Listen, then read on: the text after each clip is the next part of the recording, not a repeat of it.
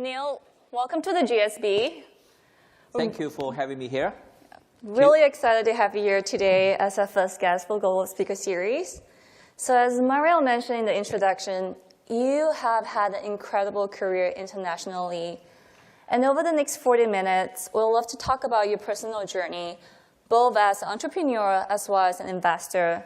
And we'll love to hear your thoughts on the huge and exciting market in China today. We'll also open up the last 20 minutes for questions from the audience. Sure. So to get us started, so Neil, you grew up in China, and in 1989, you came to the US, initially for a PhD program in math, and you made the decision to do an MBA a year after that. Very validating for all the MBAs here to hear. At that time, we called it MPPM. I was telling people that this is like MBA, and oftentimes need a lot of explanations. Definitely. And you chose to go into banking straight after your MBA. So I'm going to take us to the year 1999. At this point, you've been in banking for 8 years. You're running China capital markets for Deutsche Bank, and you're doing really well in your career. But at this point, you choose to make two pretty big decisions. One, you leave banking to start your own business, and two, you decided to move back to China. Tell us more about your thoughts behind that decision. I think I can talk a little bit sort of the thoughts prior to my decision to go back to China start C-trip.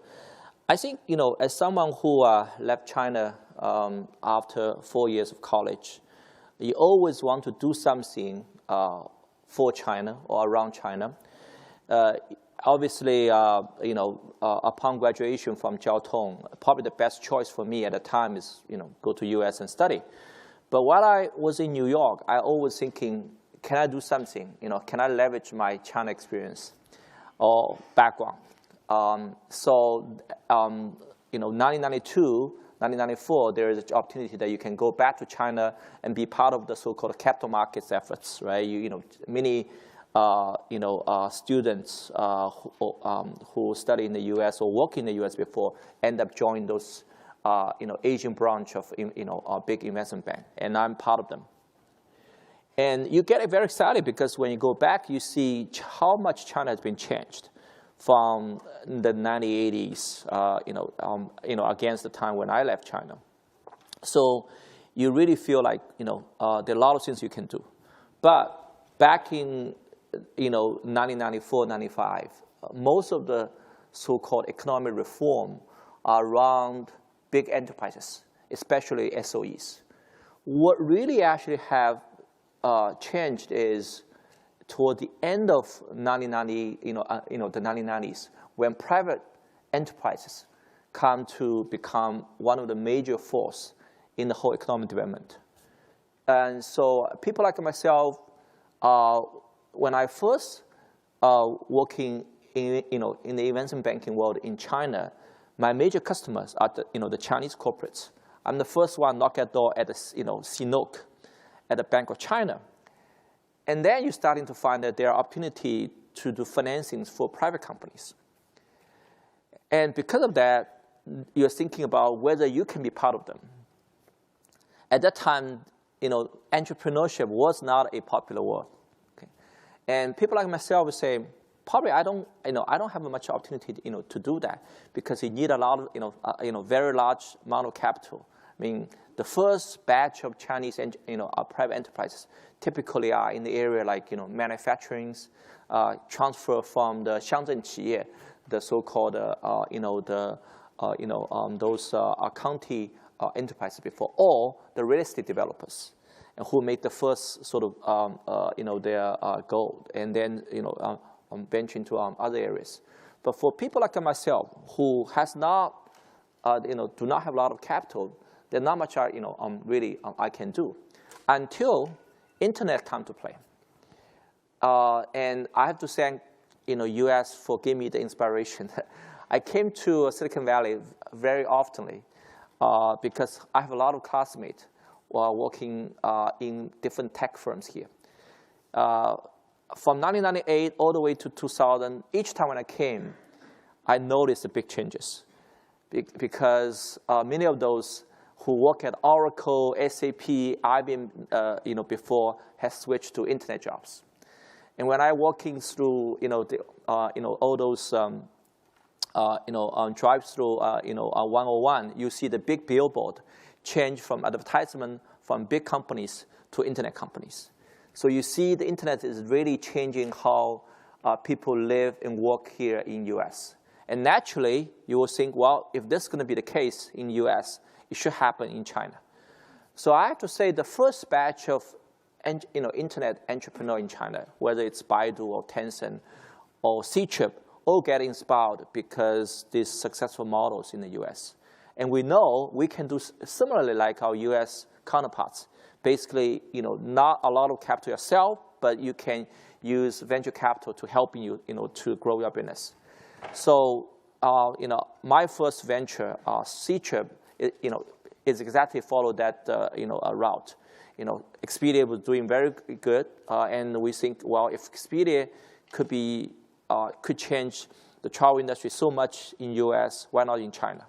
So that's how I started, Ctrip in 1999. Frankly, it's a very difficult decision. If I'm a, software, engineer, it's probably a natural extension of my previous professions. But I was a banker, right? A banker provides advice to the corporates and on merger acquisitions, debt financings, IPOs, and I changed my role completely to something very, very new to me, right? And it was a very big venture for me. And the only thing I'm comfortable is that I know if I'm not successful, I can always go back. Because if Deutsche Bank do not hire me, there's someone else going to hire me. Look back is actually not very good, mentality, because when you do entrepreneurship, you better be so determined that you will make it successful, not just to hoping that one day you're going to go back. You should not leave yourself any other possibilities. But that's how I started. I do know I have possibilities. If I can be successful, and I clearly understand there's a good chance that I might not, I can go back and maybe another bank can hire me. When I really get involved with a startup, you don't have time to think about anything because you want to survive and you want to do well. And every day you are just so heavily engaged with your, surviving, efforts. Indeed, I would say in the first 2 years, you try to find your business model and you work day and night. You don't have time even to think about where's my, other alternatives. You don't. Yeah. I actually just tell you guys, a little story. When I resigned from Deutsche Bank, my boss, the head of Asia capital markets, said, "Neil, you should stay 4 more months." I said, "Why 4 more months?" Because Euro is just created, around that time, and the Euro was introduced as a major currency. I was a fixed income banker, and I have been covered Ministry of Finance of China for many years, and Ministry of Finance has a plan to go to Europe to actually launch its first Eurobond. So my boss told me, look, you have been covered accounts for so many years. It's your pride to actually launch a Eurobond for Ministry of Finance. And this is your country. You'll be so proud of doing that. Just wait for 4 months. And I checked with my partners, and they said, Neil, you can't wait for 4 months. Entrepreneurship is about speed. Another 4 months, you don't know what's going to happen. So I decided to quit in November, December, instead of wait until the spring in 2000. Interestingly, I never regret that decision because that Eurobond was not launched until year 2003.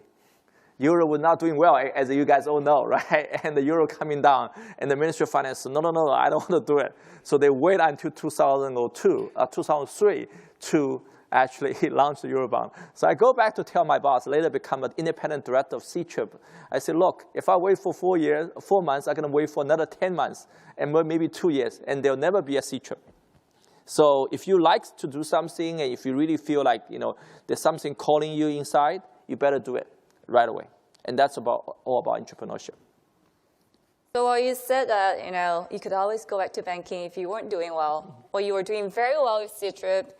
You started in 1999, and just 4 years, before the Eurobond was launched, you brought it public, listed on NASDAQ. And what's amazing is that's not even the only company you founded successfully in that period. In 2002, you founded Home Inns, now one of the largest hotel chains in China. You're in more than 300 cities, close to 3,000 hotel chains, and also 4 years listed on NASDAQ. How do you do it? What do you think has contributed to your success as an entrepreneur? I think it's very importantly that once you get into the business, you are able to really understand that sector very well instead of just looking at your own business and say, I'm doing my daily execution.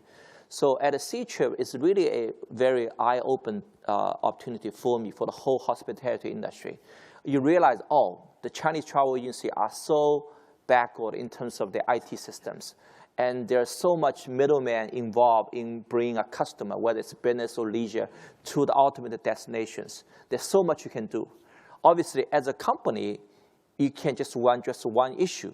But you do, get to know a lot about the whole, industry.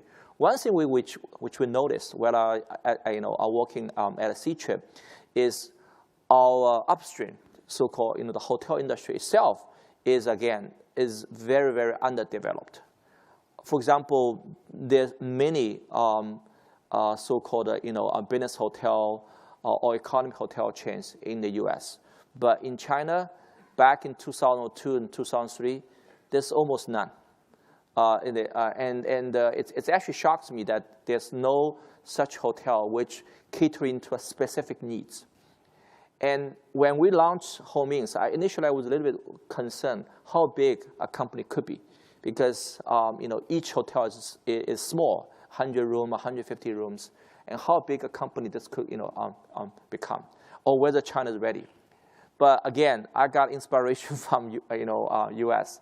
I remember I was in Dallas visiting a few travel service company, because that was the hub of many U.S. Travel service companies. And I arrived at the airport. I rented a car, drive from the airport all the way to downtown. It was like nighttime, around 9 p.m., whatever. And during that 20 to 30 minutes drive, I observed there's about 15 names, different names of budget hotels or economy hotel chain, from Red Roof all the way to Motel 6, whatever. And the total number of hotels I counted around 25. So from Dallas, from suburban airport to the city, you can have 25 hotels. So I say, well, market size is not a problem for China now. But indeed, I never imagined we can have 3,000 hotels in China, by Home Inns. And this is all created by our efforts, and as well as obviously many of our competitors. And the market is definitely there because the demand is so big, and we just need to create a good product to cater to the users. So you've made quite a few transitions, going from a PhD to an MBA, and then banking to entrepreneurship. In 2005, you make yet another big decision, going from being an entrepreneur to becoming the entrepreneur behind entrepreneurs. And what's really interesting is you could have chosen to start your own fund, which I'm sure you had plenty of resources to do. But instead, you decided to be a franchise firm with Sequoia Capital, this really well-established American brand. What were some of these considerations behind bringing this global brand to China? Well, I think, first of all, if you look at my career from PhD program, I never get a PhD, to MBAs, or not MBA, MPPMs, and to banking, etc.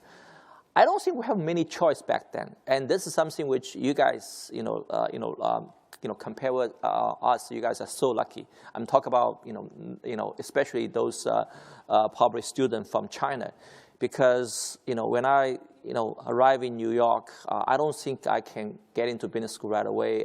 And again, after business school, you don't have many choices either. And oftentimes, you're never going through internship or prior working experience, so it can tell you what's your best fit for you. But what actually drives me to make those choices is that you see the great opportunity. And also, you go with the whole trend. And the last 20, 30 years, the big trend is that you think that China is going to become, a global economy, a powerhouse. And if you believe in that, and in a poker term, you call it, if you're all in China, you are largely doing well. And I guess that's probably going to be the case for the next 10, 20 years. If you, so-called 看多, or if you be long China, or even more so, you are, all in China, you're likely to do well.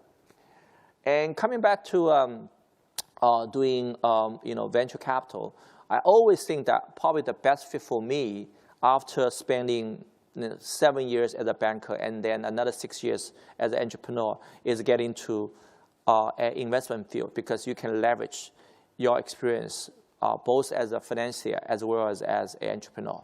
So that's something which I think probably fit me very well. Clearly, I never planned that. I never get in the bank and say, hey, one day I do some entrepreneurship and then I can best fit myself as a venture capitalist. I never do that. Same when I started C-Trip, I always want to survive and make C-Trip a great company. Never think that, okay, this experience can position myself, be a good venture capitalist, sometime down the road. Now, I can do a fund myself. Indeed, I make some personal investment while at C-Trip, and some of those are very successful, like Focus Media, eHouse. But I was thinking how I can sort of best leverage my experience, at the same time can really make an investment and have a big impact on the whole, so-called new economy. You can set up a fund myself, but I think it's going to be grow probably not as fast compared with setting up something with Sequoia. And also, I feel like I really want to learn from what a firm like Sequoia has been accumulated in the last 40 years. In Silicon Valley, there's many firms has been active in the investment space, but Sequoia has been obviously they're the longest and still probably the best, or if not or I would say at least one of the best. So I was very intrigued how they can do that, one generation after another. So to me, to raise money to make investment is probably not the most difficult thing, but the most sort of challenging thing is how to make a sustainable business. To me, I think Sequoia China is just another venture. If you want to make one or two good investment, that's an easy job. But how you can build a team and how to make a sustainable business, just like what I did at C-Trip, I think that's a very, very different thing. And today, look back after 10 years, I'm very happy the choice I made, because at our 10-year anniversary, we have a long list of entrepreneurs which become Sequoia portfolio CEOs. But more importantly, from 10 years ago, a 3-person, 4-person team, today we have 12 partners, and we have covered some of the most important sectors in China and become investor in many of the leading companies. And that's something which probably difficult to achieve just with one man's efforts or with Nielsen brands. So on that topic, Sequoia Capital in China for the last 10 years has a phenomenal track record. You've pretty much put money in all of China's biggest unicorns, Alibaba, JD.com, VIP Shop. People call you China's Midas. You turn stone into gold. What do you think makes you so successful as an investor, especially in China? What's your secret sauce? Well, I think this venture capital investment is a profession always has regret. Clearly, we have a lot of very successful companies, but obviously we also have a lot of regret. and frankly, mistakes. And the good thing is you learn from your mistakes, and then you try to improve every year. The other thing very, very important is when you look at the Sequoia, U.S., they have 40-year history. They have a long list of success: Oracle, Cisco, Apple, and then Google, and et cetera, et cetera. And one of the reasons behind that is they're able to capture all the major trends, and they are able to say no to some trend which turn out to be just pure illusions. And that's, I think, is the probably most important factors behind the success of firms like Sequoia. And same for us in China. If there's any so-called success for us, then that's I think we have been really taking the major trend right. I remember back 7 years ago, we have decided that we should spend enough time and put enough of our investment into e-commerce area. We do have a view that e-commerce will become very, very important in China, probably even more important compared with the retail space in the U.S. So we invest probably around 15 e-commerce companies in China. Some of those are not successful, but we did capture the top 5 to 6 very successful e-commerce in China. Same for O2O. Offline to online is not a big space in the U.S., but it was a big space, and it continued to be a very important space for China. We think this is a very important area for us, and we did a lot of research back 4 or 5 years ago. We invest probably around, again, 12 to 15 companies, and we happen to capture the very top 4 companies, from Meituan to Dianping to Ele.me to Dada. And that's the way I think, I think probably, good firms should make investment. You actually have a view on the market, and hopefully a little bit earlier than, most other people, and you put big emphasis on the sectors and making multiple investment in that, in that sectors. And this is the same for, U.S. If you look at Sequoia, back in 40 years ago, they pay big attention to, semiconductors. And then semiconductor, leads to personal computer. And they, again, invest multiple companies in personal computer. And then to, and then to software companies. And then when internet, become, the major scene, they invest multiple internet companies. And then go into, mobile internet. That is the way I think, a good investor should follow. There's nothing, magic about it. There's always something which you will miss, because of judgment on person, or judgment on a particular business model. But that's okay. You always will make mistake. But as long as you capture all the major trends, you'll be doing very, very fine. And sometimes it will including to say no to some sectors. I remember 7, 8 years ago, clean tech is a buzzword, both here in the U.S. as well as in China. And luckily, our U.S. partners as well as our China partners decided this is not a big area. Fundamentally, it's not easy to creating large market caps by investing venture capital or even private equities into the sectors. Indeed, after 10 years, anyone can remember what are the top multi-billion-dollar company out of the space? Nothing, right? And avoid those sort of pitfalls is, again, very, very important because there are certain firms spend 1/3 of their time and money into the space, and they end up finding this is actually not much there. And this is and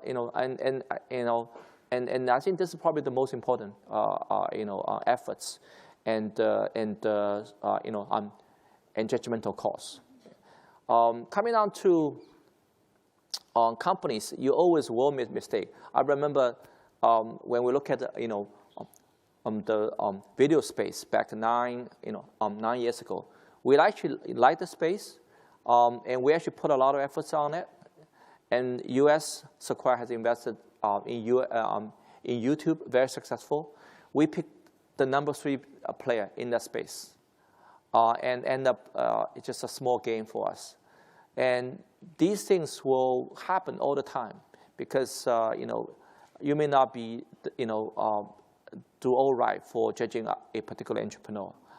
In that particular case, the company's founder was not very good at the marketing, and happened to be that the marketing is the key efforts for a video sharing companies. And sometimes you get lucky, like in our case, VIP Shop or JD, or recent case like a Meituan Dianping. But the big trend is a lot more important to calling right on one particular company. So what do you think are some of these major trends going forward? What excites you about China today? I think every couple of years there's always some technology breakthroughs. And the last 5 years in the US, the big theme is big data, SaaS enterprises. And it's not a big thing in China yet, but I think it's becoming increasingly important. In fact, I would think the returnees from this part of the world, especially from Silicon Valley, might have a better role to play in China if you talk about big data and SaaS and enterprises. China, in this time, is like US 5-6 years ago, when you come down to enterprises, softwares, SaaS enterprises, SaaS and big data. So I think this is actually a great opportunity. And just like when in 1999, there's many big internet company US being founded. China, there's very few areas has been covered, and this is very much comparable. And when you come down to for the returnees to go back to a founding company, I think this is actually a very good area, because if you talk about consumer internet, you may not able to compete successfully against so-called the local guy, because in the consumer internet space, the cultural factor is so heavy. You have to understand your user very well. If you work in the US for too long, you may not be able to do that. If you look at like Charles Zhang, and if you look at Robin Li, when they go back to China, they don't really have a very long working experience here in the US. They are not like an early employee of Yahoo or early employee of Google to go back to founding Chinese companies. But in the enterprises area, the technology component is more important. So people who work here for many years in that space could actually play a very important role in shaping up the space in China. So I think this is definitely a very important area. The other important area is so-called robotics or artificial AI areas. Again, in that area, there are many U.S. companies ahead of China. But China started to see some local born companies which had developing its own technology. Company like DJI, right?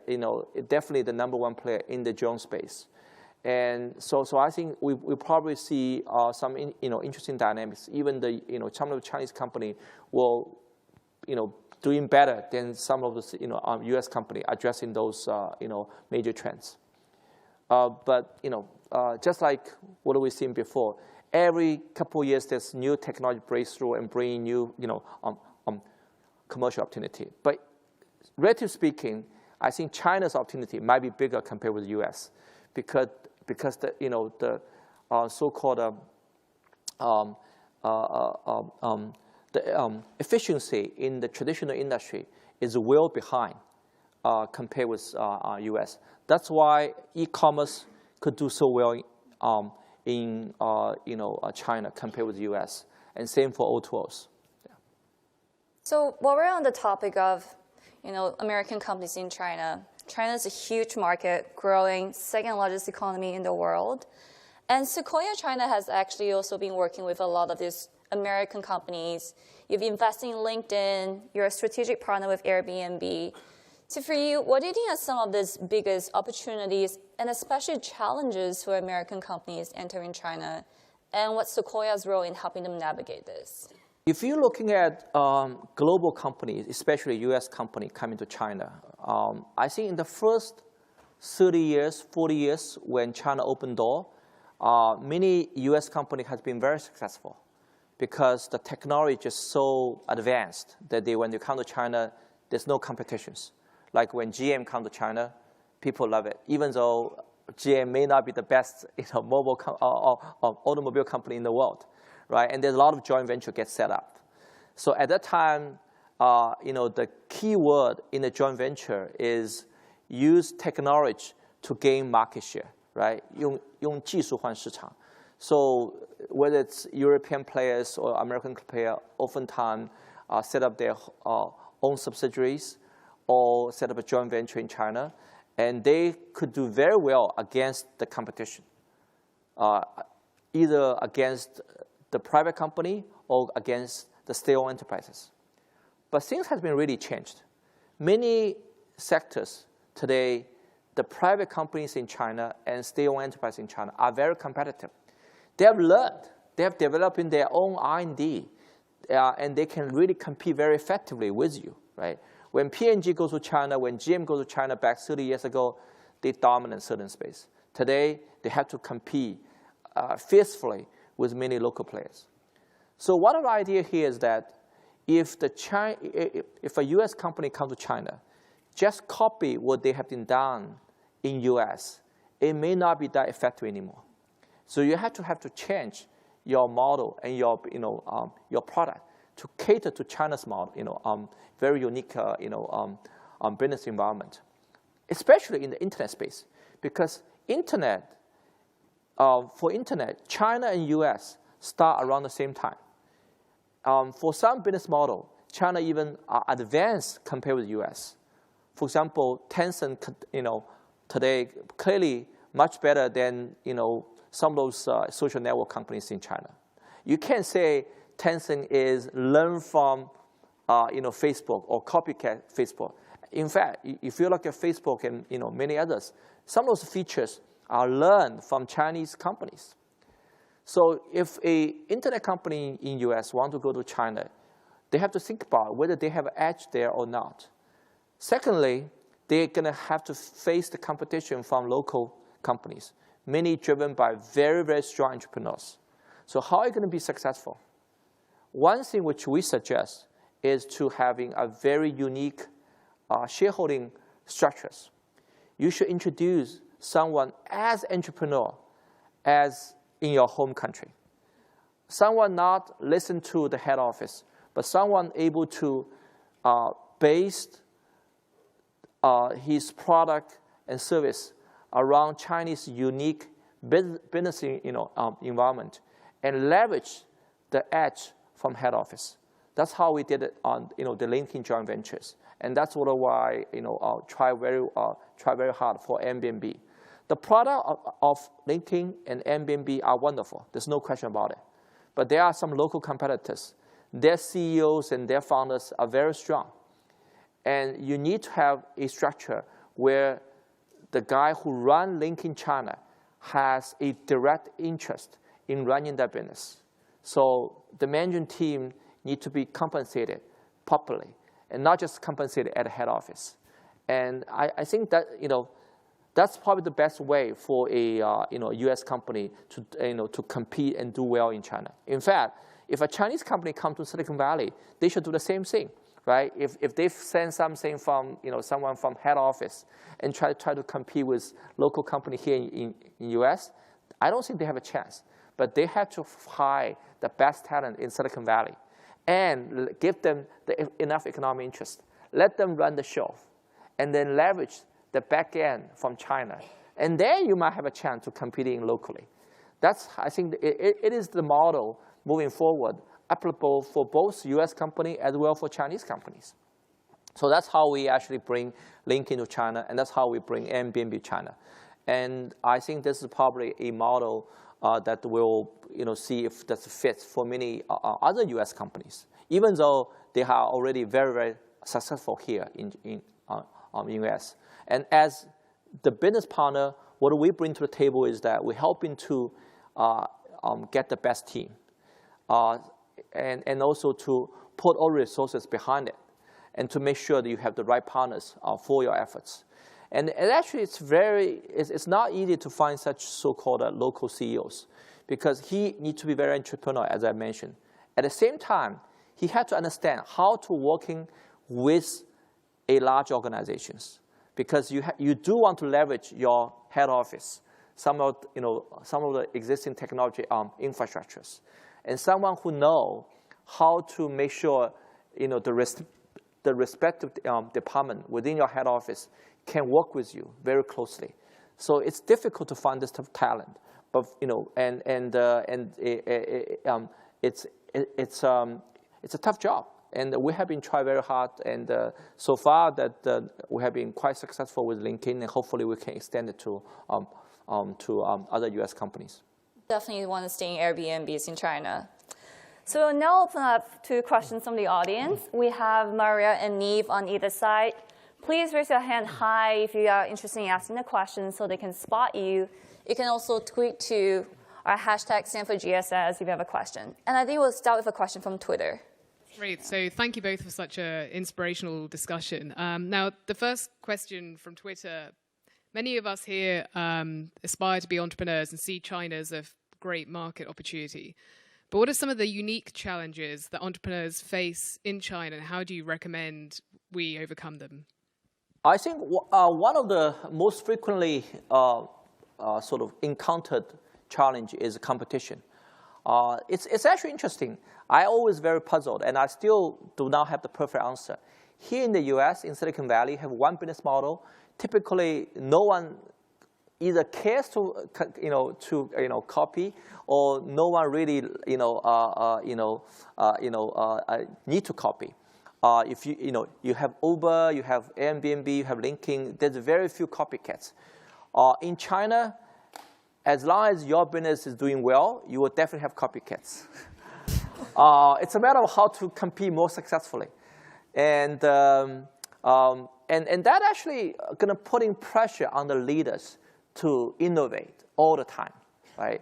I remember when I was running C-Trip, one of the my routine job is come to Monday meeting and discuss how our competitor was doing, especially Elon, right? So one of the Monday discussion item is, spending 30 minutes and discuss what's Elon has been launched in the last 1 week. And indeed, I have to say, many of those are copied what C-Trip been doing. Some of those very detailed, like marketing plans, like sending cards at the airport. When we do that, they did that. So what can you do, right? So you just have to innovate all the time just to make sure you stay ahead of the game. And it's a reality, and people have to face. Many business models, you cannot IP it. You just have to raise more money. You just have to innovate all the time, and you just have to differentiate yourself well enough. And that differentiation sometimes comes down to very details. When we look at C-Trip versus Elon, at that time, we are around 2 times bigger than Elon. And one of the differentiate we have is through call center, we're providing better services. That's actually become a big edge. And if you're coming down to merchant relationship, when we establish a certain relationship with a hotel group, they follow. That relationship, it's difficult to do exclusive deals. But only thing which we have been done well and differentiate yourself is a better customer services. And you can call that actually a small details, but that small detail really bring very big change. Bring very big gap for C-Trip against Elon. And so for China, if you want to get into those competitive space, you have to be prepared and to innovate all the times. And the other thing I want to probably point out is that it's difficult to retain talents in Silicon Valley because people gonna strike out on his own. It's even more difficult to do so in China. If you're looking at a turnover rate at the major internet companies in China, it's actually higher, a lot higher compared with US companies. Many companies feel like, many senior executives feel like, to do startup today, the environment is so good. There's so many people, so much money, chase after them, and they all, and especially in the mobile internet space, the entry barrier to start up something is is relatively lower. So we do see people willing to consider do something on his own instead of staying with a large company. And so I think that's a challenge, that how to retain people. And obviously, compensation is one way, ESOP, et cetera. But also to build a very strong culture to make sure that your top people could stay. Well, thank you for sharing with us. I'm Cao Bing, MBA 1. So I'm really curious to see how you can evaluate a company with a trend that is kind of uncertain. So earlier you mentioned that big data is one of the trends. And within big data, there's going to be a lot of different sectors, medicine, education, you name it. Can you maybe walk through us, share some insights on how you would actually have a quantifiable metrics within those big data sectors to determine which one would be potentially successful? I think there's a few common checking point we will look at when we're looking at any startup. This is the same whether it's consumer internet or whether it's SaaS enterprise. One is obviously the background of the team, whether it actually fit for that type of entrepreneurship. For example, if it's e-commerce, I'll be very eager to know whether he has consumer retail experience, whether he has supply chain experience. But for SaaS enterprises, I will look to see if he has the relevant software experience or enterprises experience before. Secondly, I will also look at the market size. That's actually very, very important. If you look at e-commerce area, the reason why JD become one of the top internet companies in China, because they address the most important area at the very beginning, the 3C, the consumer the consumer electronics. If you start from something else, for example, you focus on books day one, then you may not get as big as you grow. So the total addressable market is always something very, very important, especially in the first 1 to 2 years. You can always expand from your core areas after you become successful. So in the SaaS enterprise area, you have to start from some verticals. And the question is whether that vertical is big enough for you to become a very substantial leader, and you can expand from that. Beyond these 2 points, the other very important, I think, area to look after is whether the time is right. Because enterprises' demand in China is clearly there, but people have priorities. For particular corporates, they'll look at it, how much money I want to spend on enterprise software, and what are the key sort of area I want to put money this year against a year later or 2 years later. So for enterprise software, you should look at those areas which corporate are having the most pain in increasing efficiency. We look at securities, we look at storage, we look at performance areas, we look at HR areas, some of those areas which clearly, with the rising labor cost, you have to address in those issues.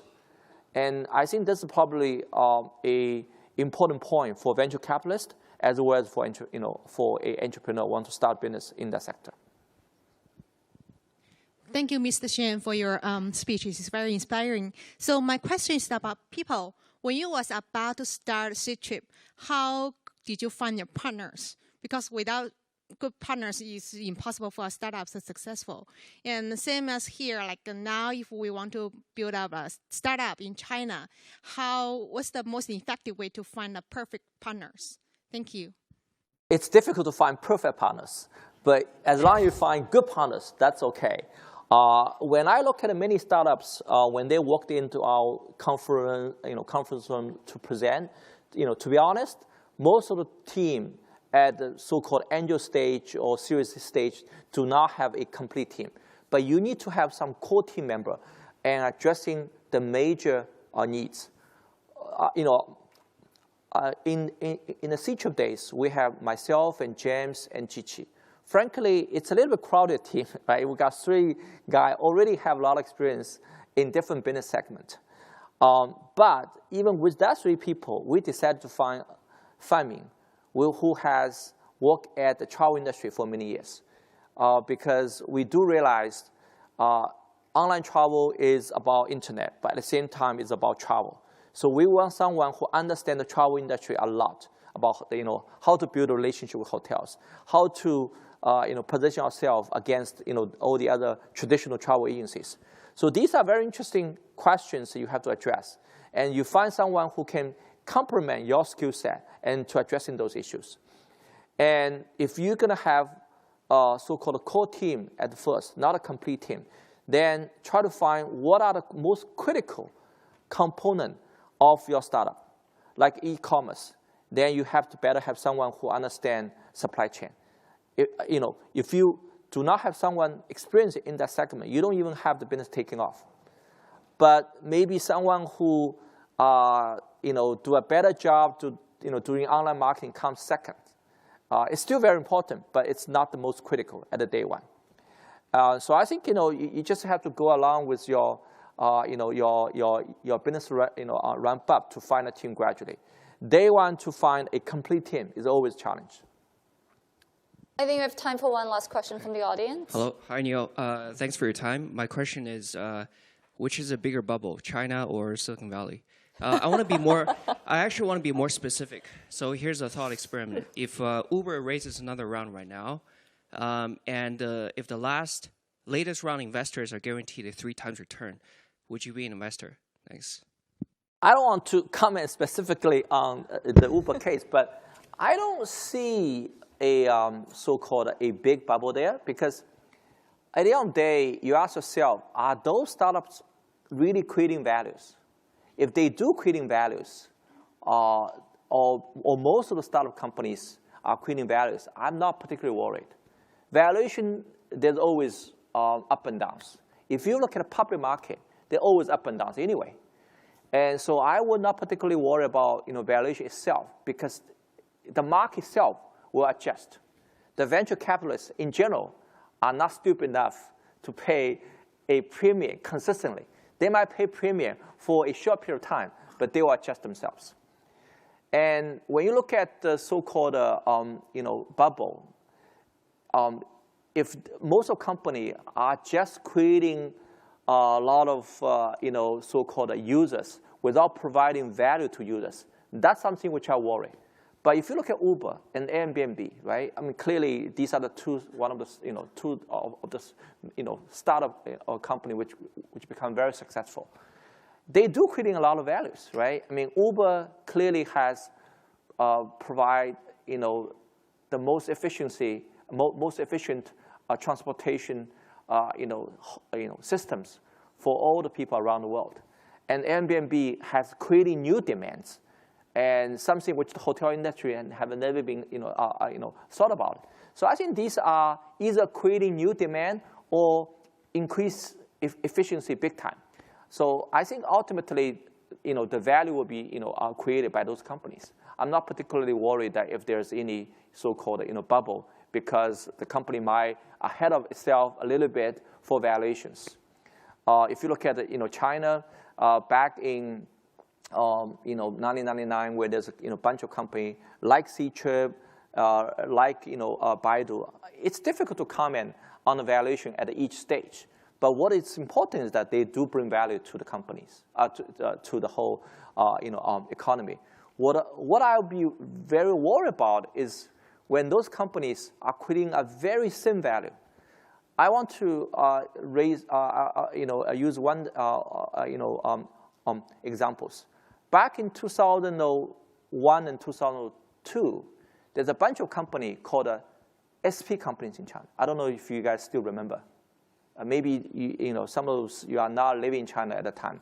They're providing either ringtones or pictures for the China Mobile, China Unicom, etc. And most of the companies have died or have been sold. And sold itself is not an issue. The issue is when the company sold, the company almost disappear. It's not like a YouTube or Instagram. They're there and they're providing value to users. Why those companies disappeared? At one point, they're very, very profitable because they charge a part of the, they charge user fees through China Mobile and China Unicom. And it could be very, very profitable because the value creating is just so thin. People do not need that middleman. China Mobile can do it themselves after they fit out. So that's why I was worried, that's the real bubble. If you talk about the bubble in the last 10, 15 years in China, those SP company as a whole is a bubble. And if we can avoid that, I think the overall startup environment is reasonably healthy. Great. Well, before we end, Neil, one last question. So as a really successful entrepreneur yourself and now being the entrepreneur behind entrepreneurs, what advice would you have for aspiring entrepreneurs here in the audience as they look to build something new? I think you have to go with your heart. It's difficult to make a perfect choice. And at least in my cases, that each time when I make a choice, I say, one, whether this go with a big trend. Secondly, probably more important, which is something you really like to do, right? When I was working at a Deutsche Bank in the last